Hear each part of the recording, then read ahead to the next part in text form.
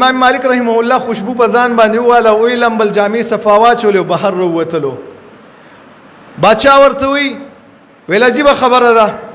زمون دربار تم ناراضي وای چې نه علم پسې به ته راځي لیکن کله چې موږ ستا کور ته راشو استازي ته راشو موږ له اجازت نه راکې چیرې موږ ستا کور له رادنه نشو ستا مدرسې له استازي له رادنه نشو وای که داسې زمون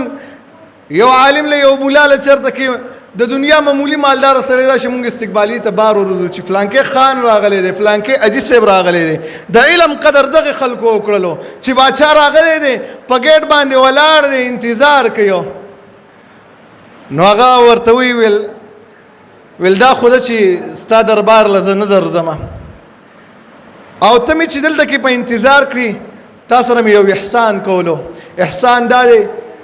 چې دا د نبی صلی الله علیه وسلم احادیث درس کې تکینه تعالی زه حدیثونه ویم او د الله د نبی صلی الله علیه وسلم حدیثونه چې ز په صفا جامو کې پس د غسل نه پس د خوشبو وهلو نه ویم تاسو سره به نورم قدر زیات شي خون بدل درکيو خون دغه شان دي کوي چې عالمي صفا جامي اگر کپاغه باندې غربتي اگر کاغه غریب یو خوشبوئی والی او د حدیث او د قران کریم درس کوي ول دا مې له خودل چې ګوره دا شیز قیمتي دی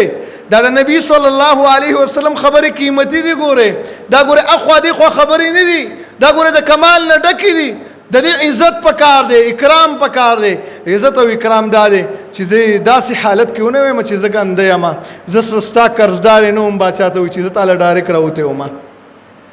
بلکې تامانه د نبی صلی الله علیه وسلم احادیث اوریدل نو چې احادیث ته اوریدل نو عادت حالت کې اوره چې زه خسته حالت کې یم ما خوشبو وهلی ما صفا جامع چولی